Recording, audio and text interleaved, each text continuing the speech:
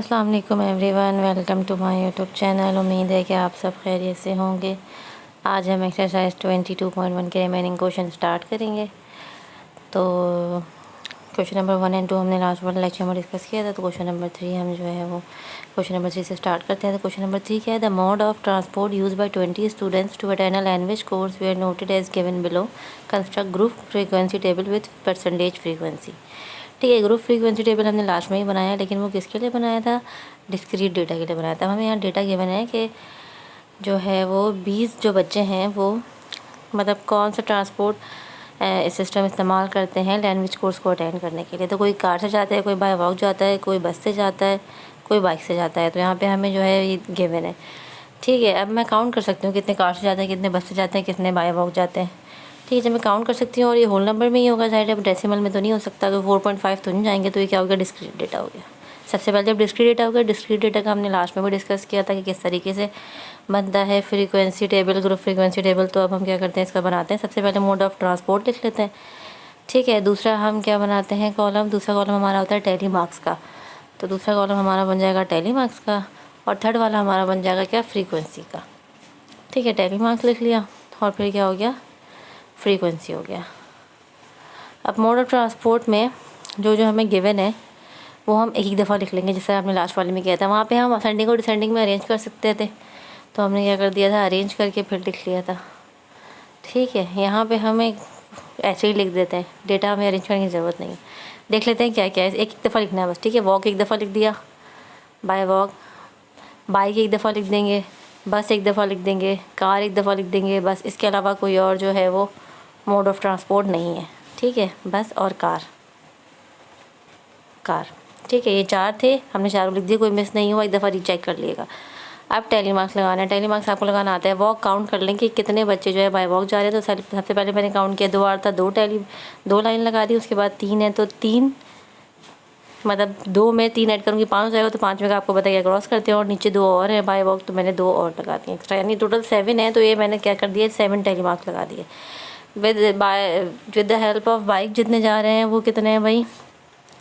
वो 2 हैं, तो मैंने 2 लाइनें लगा दी।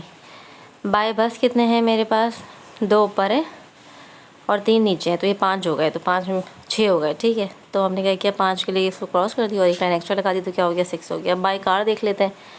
ऊपर 1 है और नीचे कितने हैं भाई? 4 है। तो 2 3 4 5। ठीक है, टोटल कितने हो गए? 5 हो गए। अब इसकी फ्रीक्वेंसी लिख लेंगे, कितना है? 5 2 7 हो गया, ये 2 हो गए, ये 5 और 1 6 हो गया। ठीक है, और ये क्या? टोटल 5 हो गया। क्रॉस आपको पता है टेली मार्क्स मैंने लास्ट वाले लेक्चर में आप लोगों को लगाना सिखाया था। अब इन सबको हम ऐड कर लेंगे, ऐड करके चेक करेंगे 20 आ रहा है कि नहीं। अगर 20 आ रहा है तो उसका मतलब हमने क्या है? सही जो है वो टेबल बनाएगा। 20 नहीं आ रहा तो मतलब कहीं कोई गलती कर दिया। तो इसको जब मैंने ऐड किया तो मेरे पास 20 ही आ रहा है। ये तो मेरा एक काम हो गया, कंस्ट्रक्ट ग्रुप फ्रीक्वेंसी टेबल हो गया। आगे हमें क्या काम किया? कुछ और भी निकालना है। वो क्या निकालना है? हमें परसेंटेज फ्रीक्वेंसी निकालनी है। परसेंटेज फ्रीक्वेंसी कैसे निकालते हैं? परसेंटेज फ्रीक्वेंसी निकालने के लिए सबसे पहले रिलेटिव फ्रीक्वेंसी निकालेंगे। तो मैंने रिलेटिव फ्रीक्वेंसी की हेडिंग डाल ली। ये फ्रीक्वेंसी है तो मैं इसको सिंपल एफ से शुरू कर देती हूँ। ठीक है, फ्रीक्वेंसी को मैं एफ से शुरू कर देती हूँ। रिलेटिव फ्रीक्वेंसी को मैं जिसमें है वो मैं आर से शुरू करूँगी। और रिलेटिव फ्रीक्वेंसी क्या होगी भाई? एफ डिवाइडेड बाय एन, मतलब जो मेरे पास फ्रीक्वेंसी आ रही है ना इंडिविजुअली, जैसे 7 उसको मैं एन यानी टोटल जो फ्रीक्वेंसी 20 उससे क्या करूँगी? डिवाइड करूँगी। इस तरह 2 को 20 से डिवाइड करूँगी, इस तरह 6 को मैं 20 से डिवाइड करूँगी, और 5 को मैं 20 से डिवाइड करूँगी। तो वो मेरी क्या आ जाएगी? रिलेटिव फ्रीक्वेंसी आ जाएगी। डिवाइड करके जो भी आंसर आ रहा होगा वो हम क्या लिख देंगे? डेसिमल में लिख देंगे सबका। ठीक है, लेकिन हमें निकालना क्या है? हमें निकालना है परसेंटेज फ्रीक्वेंसी। सही है, तो अब हम क्या करते हैं? इसको डिवाइड कर लेते हैं सबको, और जो आंसर आ रहा है वो लिख लेते हैं। तो ये सारे आंसर जो है हमने लिख लिए हैं। 0.3 आ गया, 0.1 0.3 0.25। ठीक है, इसको हमने शो कर दिया 8 से। अब हमें निकालनी क्या है? फ्रीक्वेंसी परसेंटेज निकालनी है। तो आगे जो नेक्स्ट हेडिंग डलेगी वो क्या डलेगी? Frequency percentage डलेगी। मैंने परसेंटेज लिखने की वजह उसका साइन बना दिया। अब फ्रीक्वेंसी परसेंटेज कैसे निकालेंगे? मेरे पास जो डेसिमल में आंसर आया ना, यानी आर जो है मेरे पास बेसिकली रिलेटिव फ्रीक्वेंसी क्या है? आर है। तो आर को मैं मल्टीप्लाई करूँगी 100% से। जब मैं 100% से मल्टीप्लाई करूँगी तो मेरे पास क्या आ जाएगी? परसेंटेज आ जाएगी। तो यानी जो मेरे पास डेसिमल में आंसर आया है उसको मैं क्या करूँगी? 100 से मल्टीप्लाई कर दूँगी। तो 0.35 मल्टीप्लाई बाय 100 कितना आ जाएगा? 35% आ जाएगा। क्योंकि मुझे परसेंटेज निकालनी है तो हम जो है वो इसको परसेंटेज में शो करेंगे। तो क्या आ गया? 35% आ गया। अब नीचे आते हैं तो ये 0.1 डिवाइड मल्टीप्लाई बाय 100%, तो ये मेरे पास क्या आ जाएगा भाई? 10% आ जाएगा। सही है, उसके बाद आ जाए 0.3 मल्टीप्लाई बाय 100%, तो 0.3 मल्टीप्लाई बाय 100%। जब 100% से मल्टीप्लाई किया तो हमारे पास क्या आ गया भाई, 30% आ गया। सही है, वो 10 है, 100 नहीं है, उसको एक ज़ीरो क्रॉस कर देगा, 10% है। ठीक है, ये क्या हो गया, 30% हो गया। नीचे आ जाए तो 0.25 को जब मैं मल्टीप्लाई करूँगी 100% से तो ये आ जाएगा 25%। ठीक है, तो ये आ गया मेरे पास 25%। तो ये मेरे पास क्या आ गई, फ्रीक्वेंसी परसेंटेज आ गई। अगर कहीं फ्रीक्वेंसी परसेंटेज निकालनी हो तो आप इस तरह निकालेंगे जब डिस्क्रीट डेटा गिवन हो। ठीक है, तो ये हमारा हो गया क्वेश्चन नंबर 3 का सोल्यूशन। यानी टेबल बनाना था और फिर टेबल में जो है वो एक कॉलम ऐड हो गया यानी परसेंटेज फ्रीक्वेंसी, तो वो हमने क्या कर लिया, फाइंड आउट कर लिया। बहुत ही सिंपल। अब हम स्टार्ट करते हैं क्वेश्चन नंबर 4। क्वेश्चन नंबर 4 हमारे पास क्या है, classified responses of 40 families on how frequently they spend vacations out of city in a group frequency distribution, also compute relative frequencies. अब ये सारा हमें गिवन है, ये 40 फैमिलीज़ हैं कि वो कितना जल्दी जल्दी जो है वो वेकेशंस पे जाती हैं। ठीक है, अपने शहर से बाहर। तो उसमें हमारे पास नीचे जो डेटा है उसमें है नेवर है, सम टाइम है, ऑफन है, ऑलवेज है, मतलब हमेशा जाती हैं, अक्सर जाती हैं, कभी कभी जाती हैं, जाती ही नहीं है। ये डेटा गिवन है। 40 फैमिली का डेटा बहुत बड़ा है। ठीक है, तो सबसे पहले तो उसको मैं काउंट कर सकती हूँ, तो ये क्या हो गया, डिस्क्रीट डेटा हो गया और होल नंबर में ही होगा, तो ये क्या हो गया, डिस्क्रीट डेटा हो गया। ठीक है, मतलब नंबर ऑफ़ फैमिलीज़ में काउंट कर सकती हूँ, जो कि जाती हैं, जो कि नहीं जाती, जो कि हमेशा जाती हैं। सही है, जो अक्सर जाती हैं। तो सबसे पहले तो मैं रिस्पॉन्सेस की हेडिंग डाल देती हूँ, क्योंकि रिस्पॉन्सेस ही हम लिखेंगे और रिस्पॉन्सेस को अलावा दूसरा मुझे क्या बनाना है, टैली मार्क्स। टैली मार्क्स की मैंने हेडिंग डाल दी। और तीसरा मैं किसकी हेडिंग डालूंगी, अब तक तो आप लोग को जो है वो याद हो गया होगा, फ्रीक्वेंसी की हेडिंग डालूंगी। ठीक है, रिस्पॉन्सेस मेरे पास क्या क्या है, सबसे पहले हम एक दफ़ा वो लिख लेते हैं, आपको पता है हमेशा। चलिए आखिरी भी हेडिंग डाल ली, क्योंकि हमें क्या निकालनी, रिलेटिव फ्रीक्वेंसी निकालनी है, तो हम रिलेटिव फ्रीक्वेंसी की भी हेडिंग डाल लेंगे, जो हमने लास्ट वाले क्वेश्चन में भी फाइन की थी। परसेंटेज फ्रीक्वेंसी निकालनी, बस रिलेटिव फ्रीक्वेंसी पे रोक देना है। ठीक है, इसको एफ से शो कर दें और रिलेटिव फ्रीक्वेंसी क्या हो जाएगी, एफ डिवाइड बाई एन हो जाएगा। रिस्पॉन्सेज मेरे पास क्या क्या है, एक क्या है, नेवर है, रेयरली है, ठीक है, ऑफन है, सम टाइम है,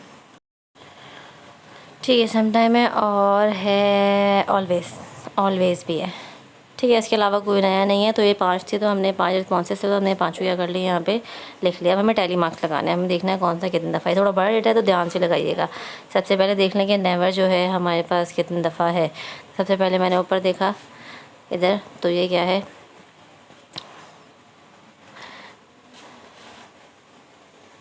ठीक है, नेवर मैंने देखा ऊपर वाली रो में, तो 2 दफ़ा मेरे पास क्या नेवर है, तो मैंने 2 लाइनें लगा दी।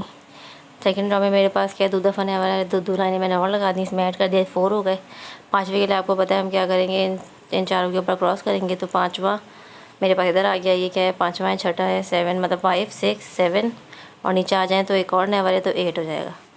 ठीक है, तो ये नेवर मेरा ख़त्म हो गया। अब रेयरली पे आते हैं। रेयरली हम देखें तो ऊपर कितने हैं, मेरे पास 2 हैं, तो 2 लाइनें लगा दी। सेकंड कॉलम में मेरे पास 1 है, तो ये क्या, तीसरी लाइन मैंने इधर ऐड कर दी।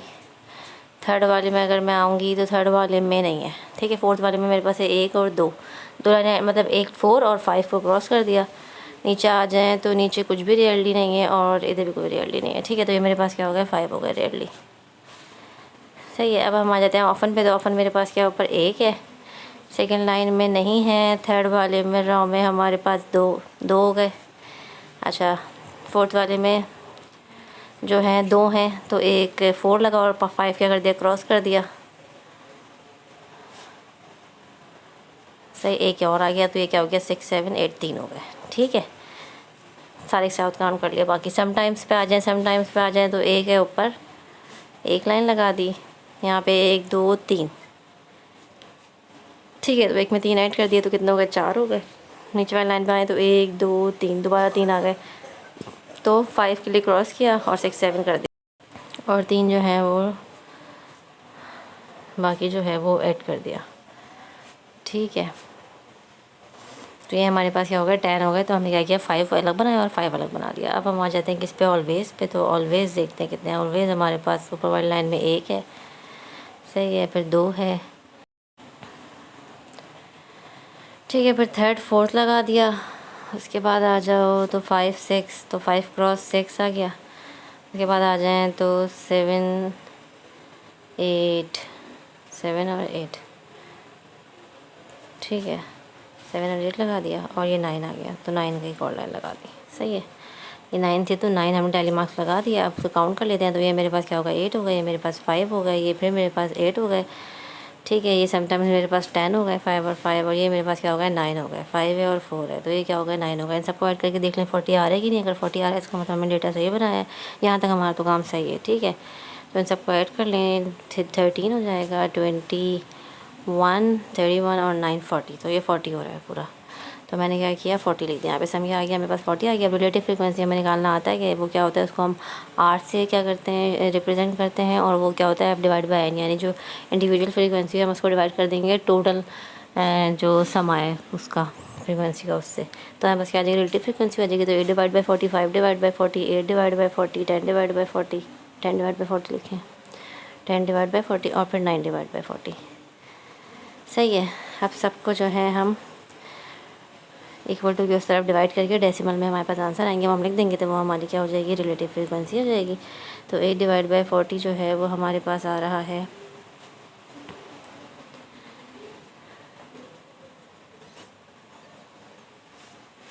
8 डिवाइड बाई 40 हमारे पास क्या आ गया भाई 0.2 आ गया। ये मेरे पास क्या आ गया 0.125 आ गया।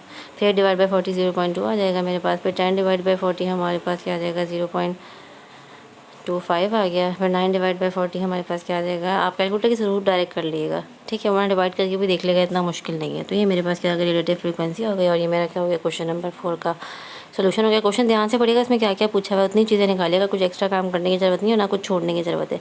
अगर छोड़ देंगे ना तो फिर मसला होगा, नंबर कट जाएंगे।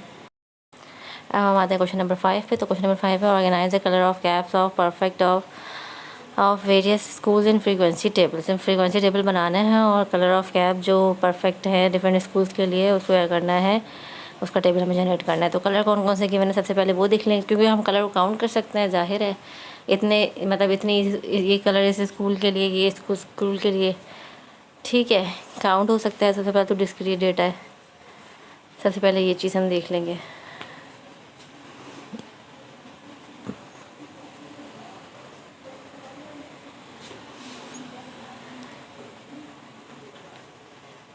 ठीक है, डिस्क्रीट डेटा हमने लिख दिया।